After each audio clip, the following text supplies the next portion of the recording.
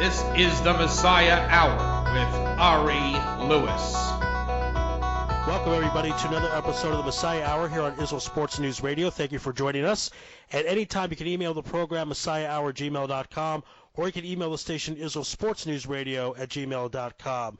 Everyone is believed to have a role in bringing the coming of the Messiah. However, do non-Jews have a role in this, and does the Ger have a role in this? On the line right now to discuss this, the co-author of the book, The World of the Ger, which can be purchased on worldoftheger.net. Back to the program, Rabbi David Katz. Rabbi, how you doing out there? Hey, Ari, thanks for having me back as always.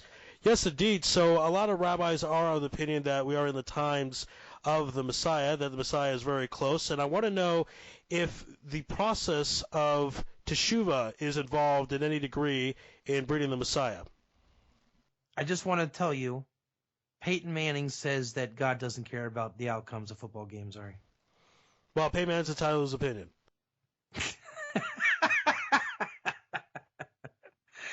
Anyway, just gotta throw the football reference in there. Anyways, absolutely. I was just thinking about it because whenever a sports guy gives his spiritual advice after a win, I always like to listen, just to see where they're holding.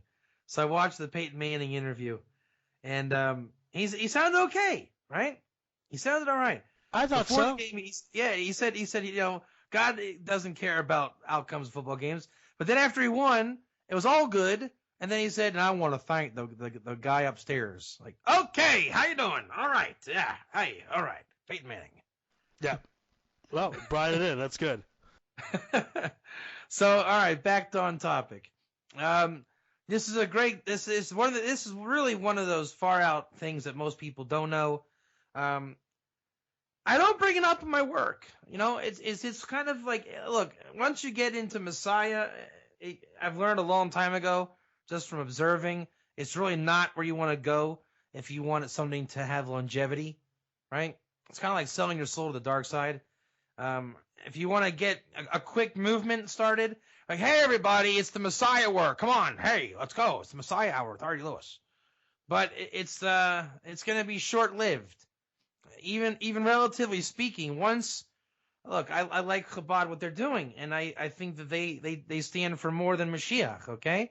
But once you claim the Chabad is only looking to bring Mashiach, and a specific Mashiach, whether you believe in what they believe or not, their message got hijacked, and hopefully the end of today's show will show, I think, what the original premise in Chabad was. And that goes for Breslov as well, and I only say that because of what we're about to say in about 5 minutes. We're going to show how these two groups of Jews really have great traditions of Messiah, and they're particularly, as this show warrants, the participation of the non-Jews as well.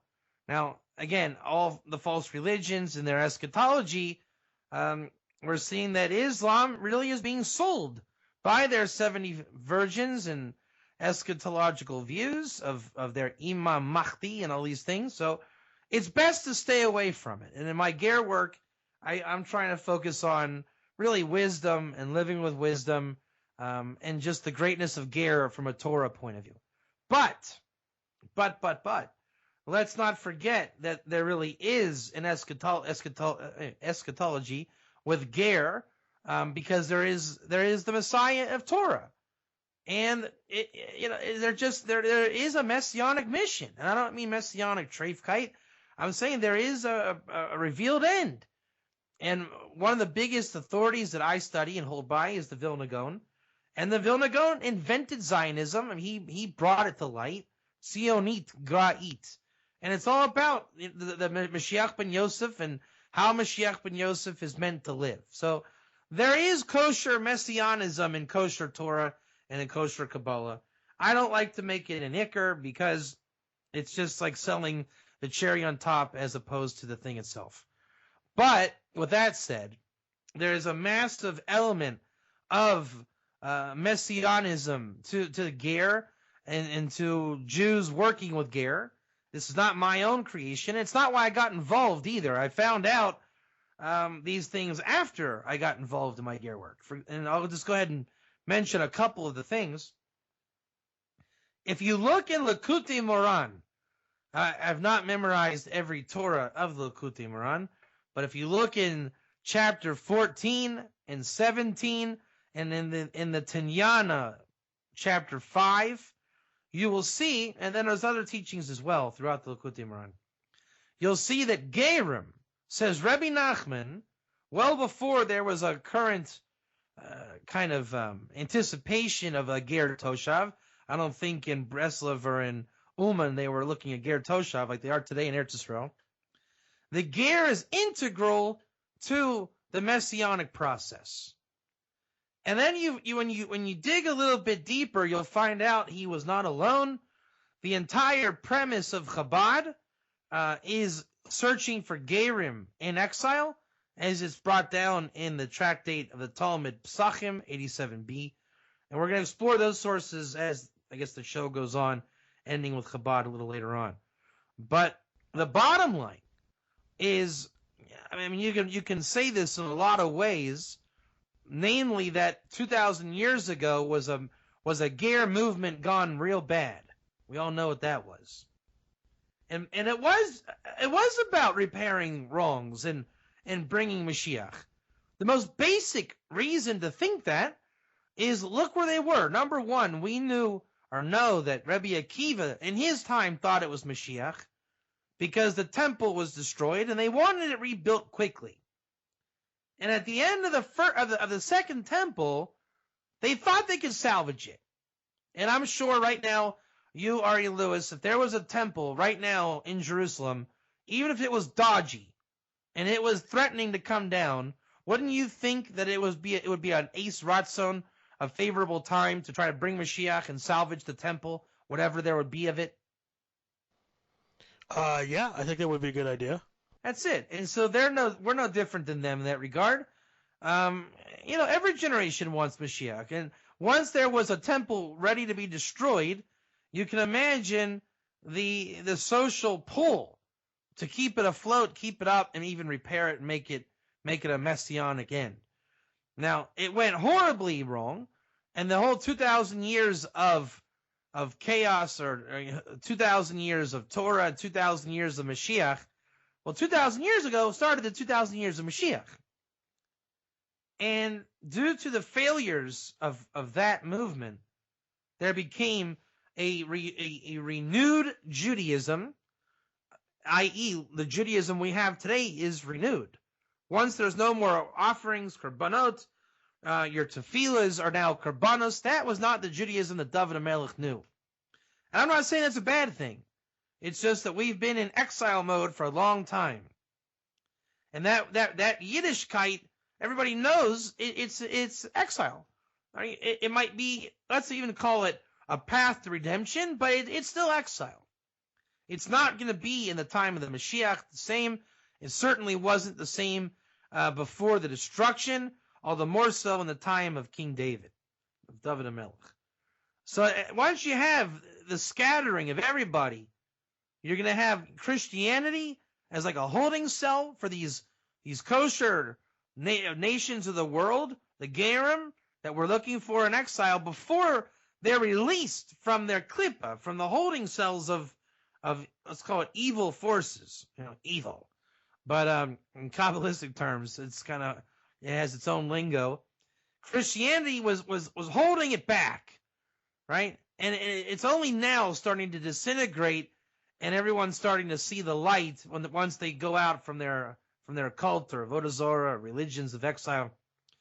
And Islam as well was just another reaction through eschatology as a response to this Judaism of the times of the Rishonim and Gonim, and in response to Christianity, as Christianity has Yeshu, Islam says no, it's Isa and he's the Messiah of Islam. So it became all about the end, except for Judaism. We're not concerned about the end. Maybe we should probably be a little more concerned about the end. And that's why God put us in exile to search for these holy sparks or holy souls of non-Jews, namely, and there's a much bigger picture than this. Okay, it really doesn't boil down to to Jewish eschatology. It doesn't. But the Ger is very mindful that there will be an end. Namely because their Gior is not complete until they bring an offering to the temple. So me and Ari Lewis here are not really required to the temple the same level as a Ger. Even though we are required, they feel it a little more.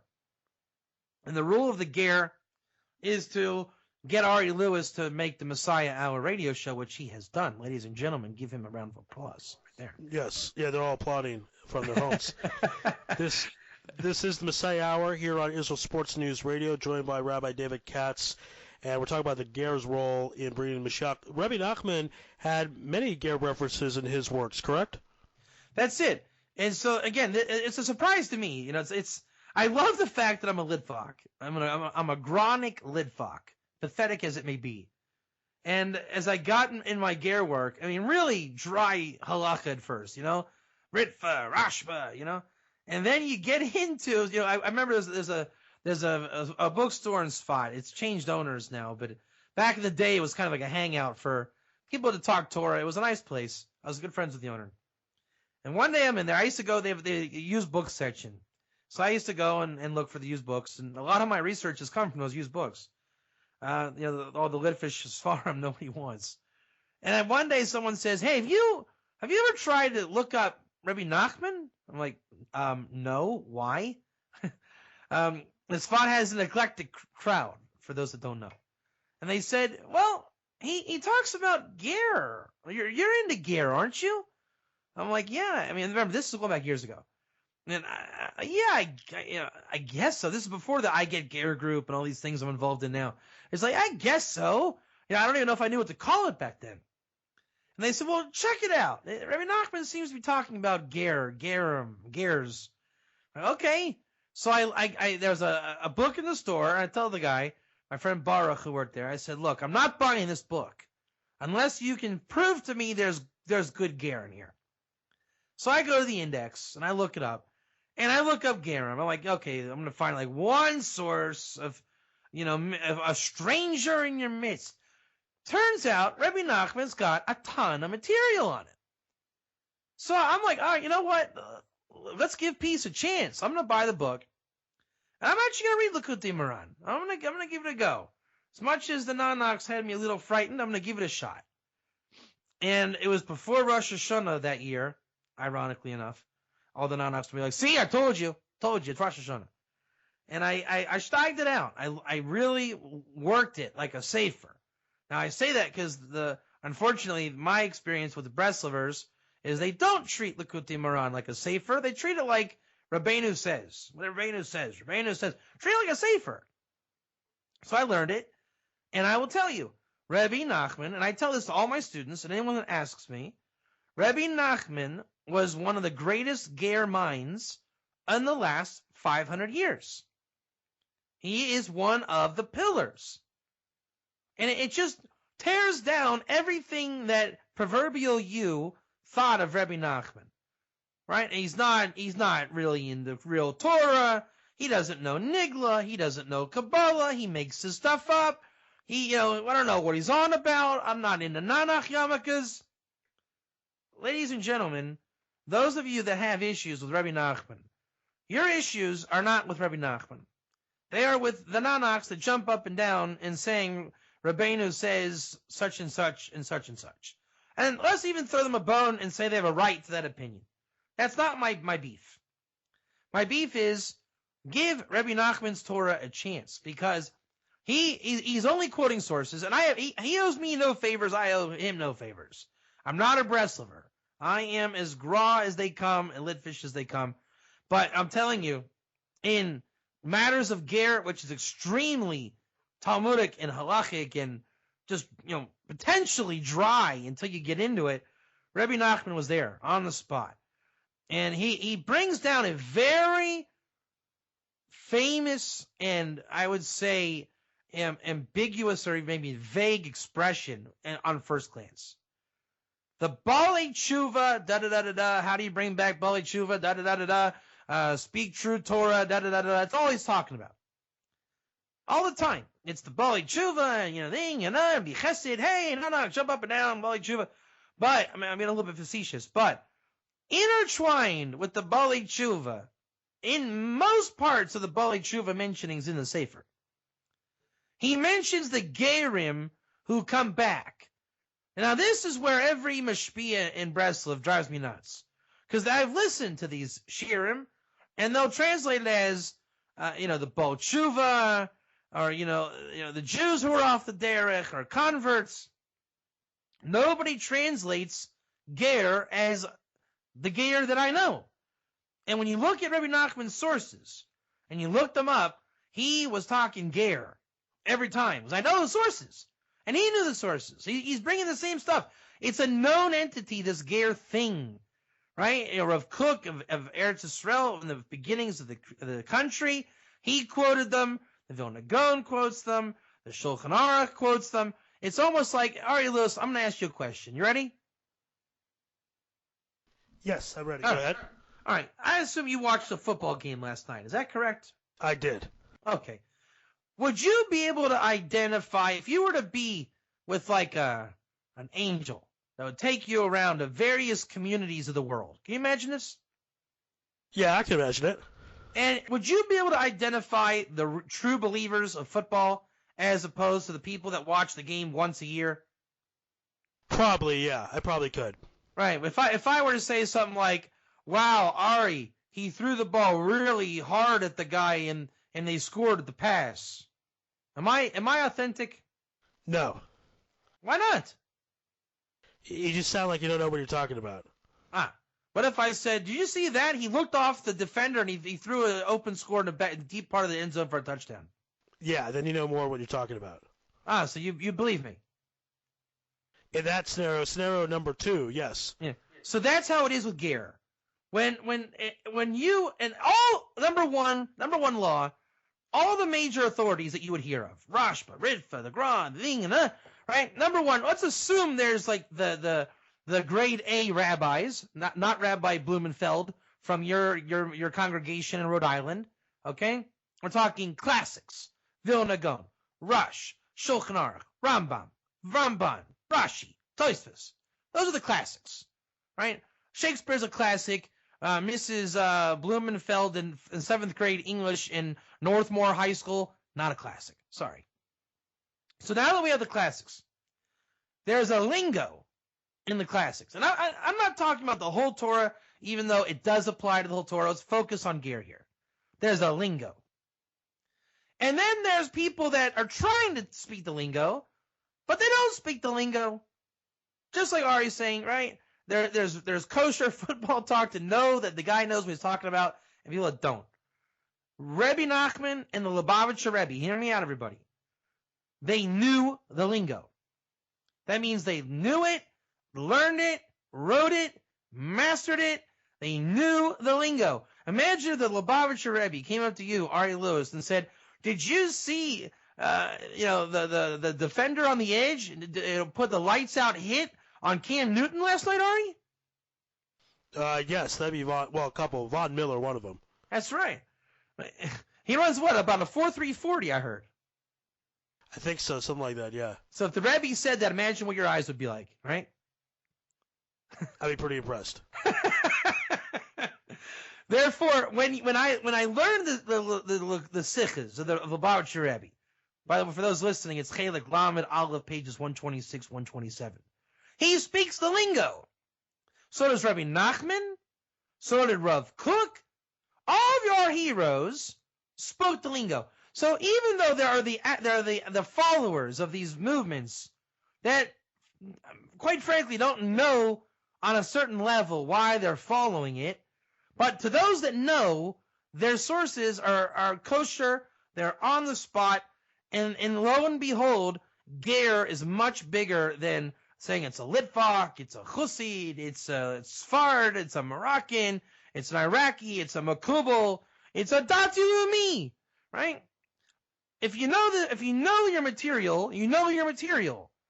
And the world of the ger, and it's particularly in its messianic feel, like Rabbi Nachman brings, and the Lubavitcher Rebbe brings, they knew the material. They were in that world. And it's just refreshing to see for those that really miss out on these giants who brought down the Torah, and they're taken for, it's a Hasidic thing. It isn't. It's a Torah thing, and they were right on the mark. Again, this is the Messiah Hour here on Israel Sports and News Radio. Thank you for joining us. Our guest is Rabbi David Katz. We're talking about the role of the Ger in Brit Mashiach. So let's talk about the differences between Bali Teshuvah and Choser B'Teshuvah, because I always thought that was the same thing, but apparently it is not. And we can always talk about a little bit about football, right? Sure, whenever you like. Okay, just checking. Rebbe Nachman, again. But don't call me 3 a.m. though. Like, don't literally take what I said. Most of the time we can talk about football. Most of the time is cool. Are you saying I could not have called you last night at 3 a.m. to talk football? Okay, that's true. Actually, could have. Stop. Like tonight, don't call me 3 a.m, please. Can I call you in a year from now, last night at 3 o'clock in the morning? Like Super Bowl Sunday, yeah, probably. Probably? Yeah, you can. Yeah, so you can. Yeah, on Super Bowl Sunday, you can call me 3 a.m, Israel time. What if the game gets canceled and a week later then they have it at 3 a.m? Then no, because Super Bowl Sunday is therefore moved. It has to be on the game day. Yeah, but on game day, if they move game day out a week later, then could I call you at 3 a.m? Yes, then you can, yeah. On the day of the game, whatever the game is, that day and or night, because Sunday night. Can we talk about it the next day even? Yes, during the day. Okay, just checking. All right. I'm going to take you up on that. Yeah, I hope everyone enjoyed that interchange, but just try to be more clear with my words. But yes, go ahead, please. It's funny, when I was in yeshiva, on Super Bowl Sunday night, it's like the one night at 3 a.m, you get random text messages from all your friends, you know what I mean? We're watching pizza, we're watching the game and eating pizza on the Midrachov, Yeah, I had someone text me a minute before the game started saying, how are you watching the game? I mean, probably should have taken care of this a couple hours earlier, but I tried to tell what I knew. Yeah, it's very fun. It's fun, especially every year when yeshiva was like a whole story. Where are we watching it? We're going to rent out a pizza shop. Anyways, funny. I hear your question. Everybody always says that, or thinks, just without thinking, a choser b'tshuva is the same as a bal tshuva, right? And hey Ari, are you religious now? Yeah, I was choser b'tshuva in 2003. Hey Ari, you religious now? Yeah, I'm a bal tshuva since 2003. And it's kind of like people say of themselves without however they feel in the moment. They're like, hey, are you religious from birth? No, I'm a bal tshuva. Hey, are you religious from birth? Oh, I'm a choser b'tshuva. And I found in Rabbi Nachman's words, I don't know if Rabbi Nachman meant to be this specific, but it works out that you can be. There's room to be, and in the future I plan on being this specific, because Jewish people are generally of themselves, whatever, called bali tshuva. It just happened. In Rabbi Nachman's words, he's speaking about the definition of ger. One of the definitions. One of the definitions of ger tzedek, for those that want to be medayik or specific. Someone who was from very far away and comes to dwell under the wings of the Shekhinah. That's one of the definitions given to ger tzedek. He's so ger tzedek that he comes from super far away. And that by definition means he returned. He went far and came near. That's called returning. Whereas when me and Ari were doing shtusim back in 1993, we were not returning anywhere. We were actually taking our Jewish selves out very far. But if we would suddenly get religious wherever we were standing, we don't really need to return. We need to look up at Hashem. You agree with that, Ari? Yes, I agree. At any time we should really look up to Hashem, all times. That's it. But if you're not Jewish, you cannot look up to God in a church. Ari was not standing in a church when he does tshuva. He's saying, what am I doing watching a Super Bowl at 3 a.m. and, blah, blah, blah. I got to go daven nates. And Ari went and daven nates. Somebody who is returning from far away, the non-Jew, he has a lot more work to do than a Jew. I was not religious as a kid, And when I went to yeshiva, I didn't really have to return. I had to just start being Jewish, that I knew intuitively. But someone not Jewish, okay, day number 1 of tshuva. What are you going to tell your wife and kids? All of a sudden, hey guys, I don't believe in Yeshu anymore. Now you're in church, your family, you got work to do. It's not so simple. A Jewish person just says, hey, I'm going to go crazy and go to yeshiva for a while. Okay. But the non-Jew, it's a little different. So the term of context, chozer, of returning, it just makes more sense. And in Rabbi Nachman's words, he describes the process of a ger and a non-convert ger. He actually speaks of 2 kinds, ger b'koyach and ger b'poel. Ger b'poel, he says, returns all the way to being Jewish. Ger b'koach is a ger with power. He returns until the faith of Israel. That's as far as he wants to go. So there's a distinction of Baal Tshuva and Chozer B'Tshuva. Again, I'm not claiming Rabbi Nachman made that distinction, but he certainly was aware of it. It's mashma, or it's pronounced naturally in his writings, and it just fits. And it goes good with this famous teaching that in the end, how does Mashiach really come? When we do tshuva. And that's like the biggest cliche that ever existed. Hey everybody, we're going to bring Mashiach this year. How are we going to do it? Well, we must do tshuva and repent for our sinful ways. Yes, that is the way. That is correct. That is correct. And then we sing Kumbaya, and then we have fun.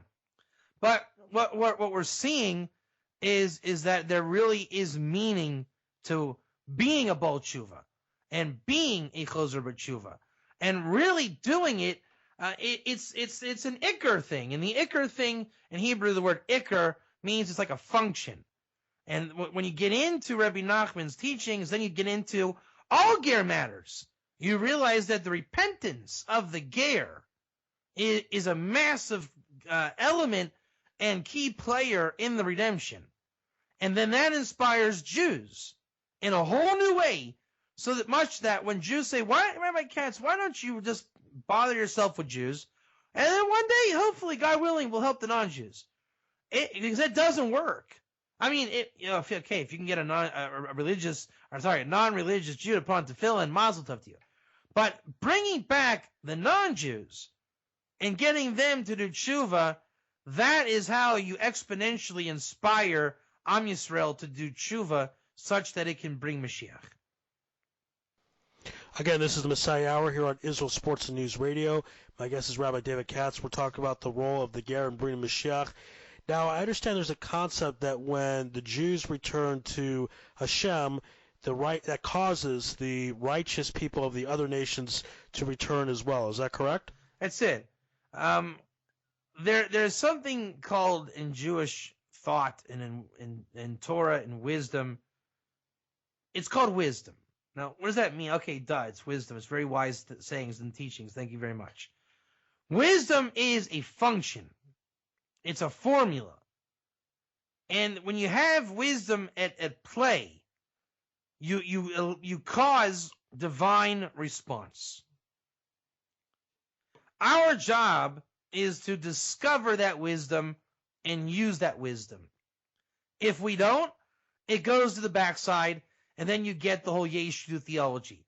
If you believe in this guy who died on the cross and he saves you because you were, and it's a false wisdom. It's as good as Star Wars theology. Anybody that knows Star Wars theology, you can say it kind of works, right? Oh, that's why there's 2, because Luke had to make his lightsaber. Oh, and then that's why there was Yoda, 3 feet tall, because lightsabers can't be more than 3 feet tall. So it fits good. Oh, that's why Anakin was not Yoda. And you can get into Matrix theology, Harry Potter theology. That's Hollywood, right? It's backside perverted wisdom, right? You can get into the wisdom of Nintendo games. You can even get into the last night's football game. I'm sure we could have a long discussion with Ari about the ins and outs of what could have happened if Peyton Manning's injuries were not as prominent as they had been. Right, Ari? Yeah, well, they would have been a blowout. That's right. So when you get wisdom, in a Torah way, then you can start really using the power of God to change the world, which ultimately is you're looking for a redemption. The Midrash teaches when we return, which is tshuva, and do the will of God, which is tshuva, then God returns the world unto him, which is tshuva, and he brings the righteous out of the nations. So when we do tshuva, we're shaking the klippa, or the impurities, or the mundane things off of us. There's like a tug of war that when you do tshuva, the Jew, you're shaking loose the pure diamonds in the nations. Those that are refined enough to come loose out of their holding cell. And we're in a holding cell too. But when we become loose, Hashem shakes them out. And that's how you proverbially, shake the world, rock the world. And as Balei Tshuva happen, Chosrim B'Tshuva happen. The Midrash quotes Naaman, Jethro, and for those that speak English, Rahab. For those that speak Hebrew, Rachov, Ashes, Yehoshua. They were the righteous nation of the nations. So when we have this like saw mechanism, just back and forth, that's how you gain a critical mass of Jews who are doing tshuva, working with non-Jews, called light to nations, kingdom of priests, all these things, getting the gerim of the nations, as is brought in 87b of Psachim. Why are we in exile? To find gerim. Who is really in exile? The Jew who's going to do tshuva, right? The Jews that are not doing tshuva, that they're born into something greater, right? They are called a tzaddik gamor. And what does the Talmud say? I'm sure Ari, you probably mentioned this 1,000 times, because every Baal tshuva has a perfectly righteous person cannot even stand in the place of a Baal tshuva. We all heard that. And so now, when the traditions of teachers say that on the merit of tshuva we earn redemption, look how powerful that is. Now it's like a thing. The more you do tshuva, you have the emunah built up and betachon, the trust and faith in God, that you are shaking loose a Jethro. The Kabbalah teaches that when Moshe killed the Egyptian, he shook loose Jethro from being the priest of Avodah Zarah in Midian, and he actually became a ger at that moment.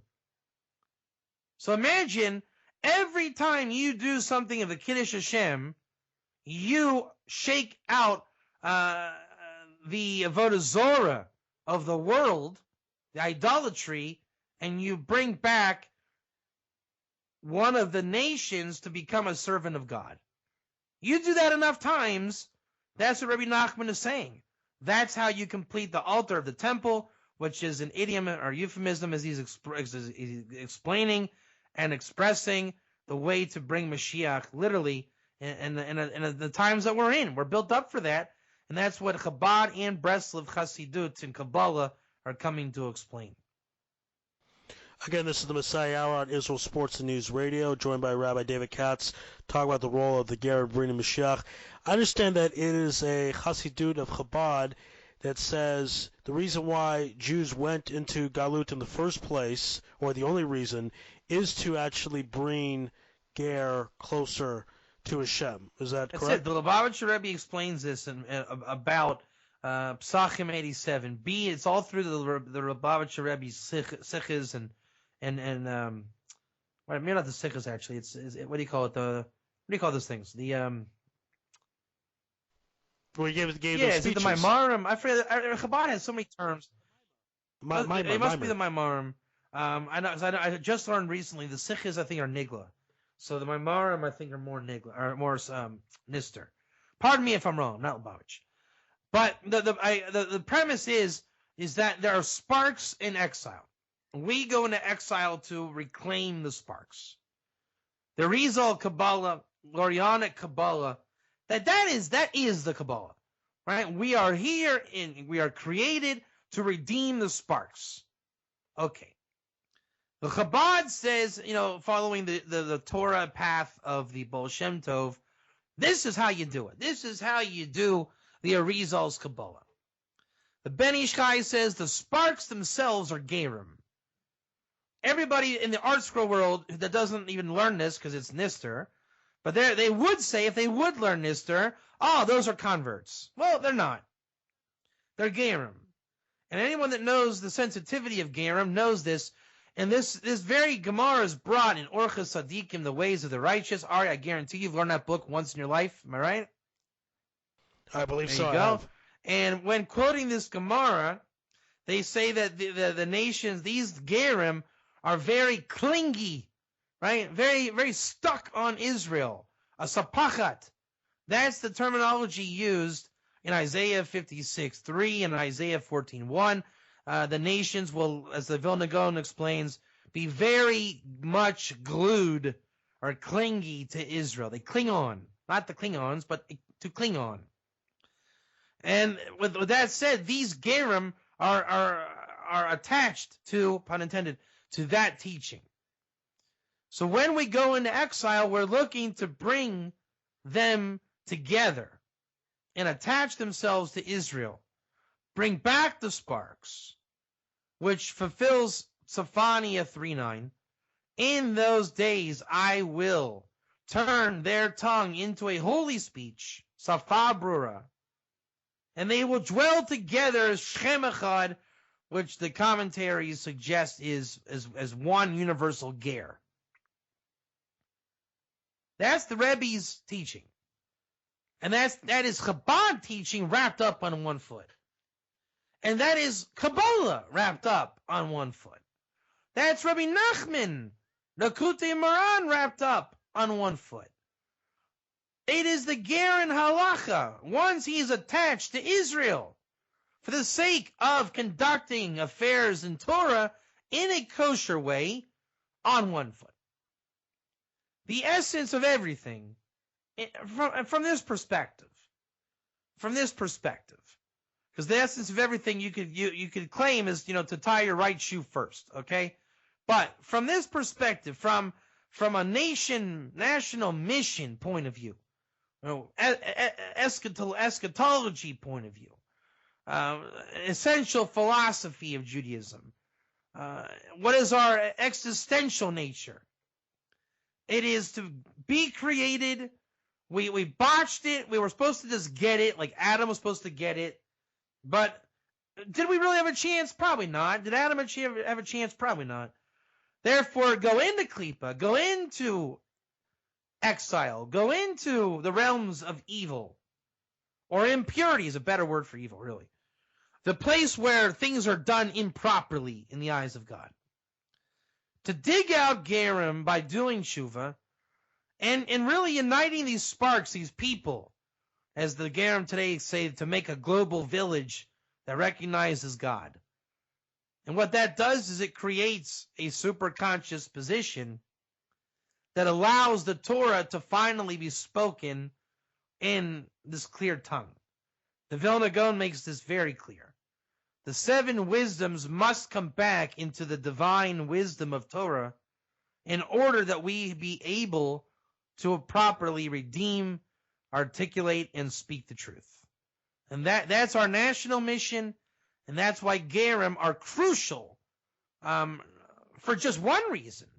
The other reason is they're people, God loves the Ger, they serve God. I mean, it's kind of common sense, but the bottom line is that the Gerim, even though bringing the Messiah might not be, let's say, of the importance that Christianity puts on it, or that certain Chabad circles put on it, for better, for worse, or Breslov circles, even the Moroccans, right, have their views of, we want Mashiach now. And I want Mashiach now. But we also understand that we have to wake up tomorrow and put our right shoe on first, and sanctify God in the mitzvahs we can do. Nonetheless, there is a task and an urgent one to bring Mashiach, especially the times that we're in. And the Gerim, one of the biggest surprises we have, to quote a good friend of mine, Russell Kirk, in the name of Russell Kirk, my study partner on this, the Gerim are naturally inclined to put their nose in apocalyptic literature. And this is why Christianity is such a curse, and also Islam. Because a ger put in treif apocalyptic literature, it's like putting a kid in a candy store. But if you liberate the ger and put gerim in the real Jewish apocalyptic literature, like Sefer Zerubbabel, something that many people don't know about, there we have kind of like this other side of Midrash that deals with apocrypha and apocalyptic natures of things. And the Messiah son of Joseph, when they plug into there, that really creates the technology that we understand how to bring Mashiach. And it's all rooted in the same concept of going into exile to reclaim the lost technologies that we have inherited from God that will help bring us out of exile. And the ger is really one of the craftsmen involved in that endeavor. All right, this has been another episode of the Messiah Hour here on Israel Sports and News Radio. My guest has been Rabbi David Katz. His new website, worldoftheger.net, is where you can find out more about the rabbi's work. Rabbi, thank you for being on the show today. Great job as always. Thanks, Ari, for having me back on, and I look forward to being back with you and your listeners as always. Indeed. Thank you, everyone, for listening. If you have any comments, questions, concerns, or complaints, it is a Jewish country after all, email me, messiahhour@gmail.com, or you can email the station, israelsportsnewsradio@gmail.com. And if you like what you heard and want to make a donation, you can do so on the right side of the website, israelsportsnewsradio.com. Again, thank you, everyone, for listening. Be well, God bless, stay safe. Shalom from Israel.